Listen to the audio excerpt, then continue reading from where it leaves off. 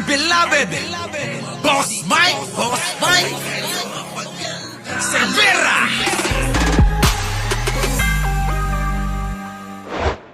Ikatlong phase ng Pasig River Esplanade kung saan marami ang may-enjoy kabilang ang pamosong Manila Bay Sunset. Ayan po ay proyekto po ng First Lady natin. Mga kababayan, proyekto po ito itong Esplanade na to proyekto po ito ng First Lady. Ay nako, mamasyal tayo, magkita-kita tayo rito. Pwede ko kayong i-date sabay-sabay di ba? Di, sasama ko si Jen Angeles, pero doon lang siya sa kotse pag nandyan na kayo. Talay! Dagdag good news dahil bukas ito para sa lahat at libre lang pasyalan. Libre lang mga kababayan. Nako, ganda nito. Walang sinabi yung alin, Dolomite Beach. Walang sinabi yung dito. 3 na itong page. Oo, tuloy. Nakatutok si Rafi Tima. Ganda mga kababayan, Napakaganda ng view. Kompleto na sa streetlights at gawa na ang 2 deck ng pasyalang ito. Ay, ganda, grabe, para tayong nasa ibang bansa. Anong sinabi dyan nung mga kababayan? Noong layon sa Singapore. Wala na, mga kababayan. Kita-kita po tayo. Gusto nyo po ba magkita-kita tayo? Itatakdan natin. Pagdating ko, galing ng Europe, tignan ninyo mga kababayan, Nasa pagitan ng Jones Bridge at Binondo Intramuros Bridge. Ang ganda mga kababayan ito, Ito yung rooftop. Ito ang ikatlong Alaka, may fountain pa mga kababayan, Tignan nyo yung pagkakagawa. Para ka talagang nasa Europe kayo, Ay nako, ganda! phase ng Pasig River Esplanade para tuloy-tuloy ang lakad mo mula sa likod ng Manila Grabe, ang daming tao sinasamantalan ninyo.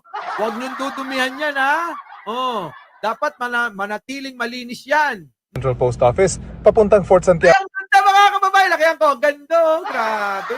Ang ganda mga kababayan, para kayo nasa Europe talaga. Di ba? Bukod sa Pasig River, kita mula sa Esplanade ang pamosong Manila Bay Sunset. Grabe mga kababayan, kita natin to. Diyan kayo, magsumpaan. Yung mga nanliligaw pa dyan. Diyan kayo magsumpaan, habang nakikita yung buwan na yung araw na palubog. Yung sunset, mga kababayan. Yung sunset, lulubog ng gano'n, mga kababayan. Tapos magsumpaan kayo. Kasabay ng paglubog na ang haring araw, ako'y nangangako na hindi kita papabayaan. Ako'y nangangako na hindi kita papalitan. Ako'y nangangako na hindi kita sasaktan. Ako'y nangangako na ako'y magiging tapat sa iyo kailanman. Putik na yan, makatapos ng 1 buwan. Ayun, mga kababayan, nagbugbugan. Pwede ho ba, mga kababayan, palaganapin natin ang pagiging tapat sa ating mga jowa, sa ating mga partner, sa ating mga asawa. Tandaan nyo mga kababayan, ang commitment, kasama dapat puso, hindi lang yung puson. Kasi mga kababayan, yung iba dyang mga babae lalaki, pinapangako nilang lahat para lang makuha nila gusto nila sa isa't isa. Pero mga kababayan, alam nyo, nung makuha na ni Chris Ulo, nakpo, biglang naglaho. Ay! Di ba? Nung nakuha na ni Chris Ulo, biglang naglaho. Ulang niya. Kaya mga kababayan, ito tandaan nyo. Tuloy. At dahil katabi ng ilog, maliwalas at mahangin ang lugar, kung saan makakabili na rin mula sa ilang food stall at souvenir Ay, shops. grabe, ang ganda mga kababayan. Ganyan na ganyan sa ibang bansa. Chris Ulo, mag-date nga tayong lahat yan. Kunyari nasa ibang bansa tayo.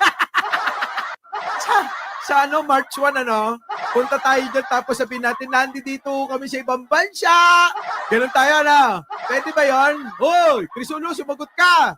Hoy, sa mga hindi pa nakasubscribe dito. Oo, subscribe nyo to. Opo, gawin nyo na tong 1 milyon ng subscriber.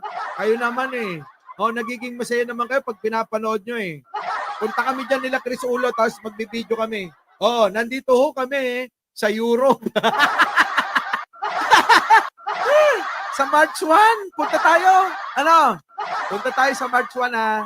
Oh, sabihin natin nandito ho kami kasi mukhang mukhang nasa Macau ka.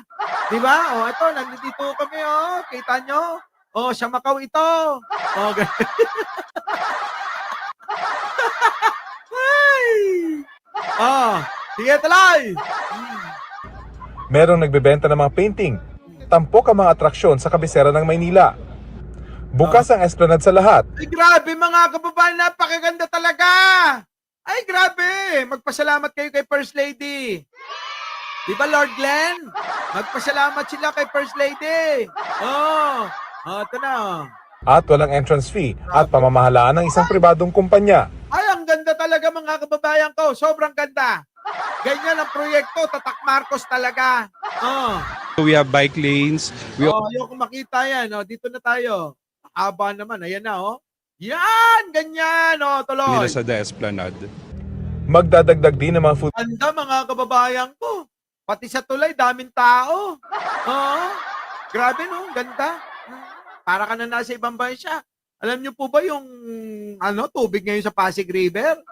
Aba, sasalain nyo. Pwede nyo nang inumin sa totoo lang. Ngayon lang ho nangyari yan sa panahon ni Pangulong Bongbong Marcos kita nyo. Nako, kaya nga ho, swerte natin. Naabutan pa natin to. Itong mga proyektong ito, may pasyalan na tayo. Tuloy. stall at maglalagay ng directional signages para Yung mga tao, yung mga kabataan, nandyan na sila, Naghahanap yan ng mga kasama, makakadate. Tingnan nyo, puro babae. Kaya kailangan, pag pumunta tayo doon, puro lalaki lang. Iwan natin yung mga asawa, jowa, iwan natin. Tuloy. madaling mapuntahan ng mga gustong mamasyal. Bukas sa mga stall sa Esplanade mula alas 12 ng tanghali hanggang alas 2 ng madaling araw. May bahagi ring pwedeng lagyan ng love locks. Ay, nako! Mga kababayan, Europe na Europe ang datingan. Ito! Ito mga kababayan ko. Ilalagay nyo yung pangalan ninyo. Ay, bumili kayo ng malaking padlock. Bumili kayo ng malaking padlock. Ganito kasi. Ganito yon sa may Korea. Sa Korea, ganyan. Sa may tower nila, doon yan. Doon naman, mga kababayan, sa may Europe, sa France, may tulay po doon, mga kababayan. Sa Paris, sa Paris. May tulay doon, puro lock, kinakabit ng gayon. Nako, gayahin na natin yon. Bibili tayo ng maraming padlock. Nako, kung gusto nyo naman, kung may nawawala naman kayong mga jowa, tinaasahan nyo pa. Hanapin nyo na yung pangalan dyan, baka meron ng kasamang iba. Kaya wag na kayong umasa. Baka nandyan ng kasagutan, kakahanap nyo sa kanya. Tradisyon na uso sa Europa at sumikat na rin sa iba't ibang bansa. Yan! Sumikat talaga yan. Grabe, Kita nyo yung background, mga kababayan, Ganda! Iilan pa lang. Habang iilan pa lang, mga kababayan. Dali na. Gawin nyo na to. Ilock nyo na yung mga pinaglalaban nyo. Magtinda ka, Ruel San Pedro. Tuloy. Si Kai at kanyang kasintahan, kabilang sa mga unang naglagay ng kanilang love lock. Ay, ang sweet! Okay na yun. Sinang toko. Pagsina kayong tumalang. Ang sweet. Kunyari pa yung mga maghihiwalay din naman. Kapag inspired ka po magmahal, gagawin mo talaga. Tanggalin mo nga yung mo sa ilong mo. Ang mga namamasyal, enjoy sa anilay, malaibang bansang feel ng lugar. Maganda po yung view Saka yung sunset. Nakaka-relax, lalo na yung sunset. Paris. Para sa GMA Integrated News. Ay, nako, masasaktan na naman. De! Mga DDS, meron ganito si Digong. Naisip niya ba yan? Baka mamaya kayo pa nauuna dyan, mga kababayan, alam nyo naman, yung mga DDS, ignorante ang mga yan. Kaya malamang sila nauunang pumunta dyan. Sila unang naglagay-lagay ng padlock. Project yan ni First Lady. Si First Lady. First Lady! Kaya naman kayo, Kung ano-ano tinatawag nyo doon, tapos kayo pa nauuna. Di po ba, mga kababayan? Motor pwede din hindi ko alam. Siguro naman mas maganda mga kababayan dahil mahirap talaga diyan mag-park. Ang gawin po ninyo, i-park nyo sa malayo at maglakad na lang ho kayo. Na exercise na kayo maigi. Our beloved Boss Mike. Boss Mike.